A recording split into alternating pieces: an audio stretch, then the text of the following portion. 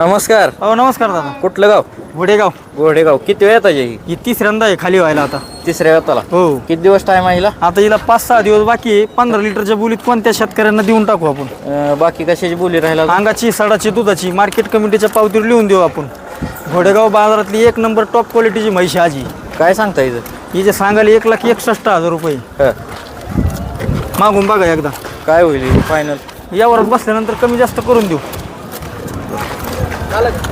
Mobile number सांगा की. 98 60 67 91 86. कुठं कुठं म्हशी मिळते ते आपल्याकडे? आपल्याकडं रविवारच्या पुढं सोमवार, मंगळवार, बुधवार घरगुती बी म्हशी खरेदी करून दिल्या जातात खात्रीशीर.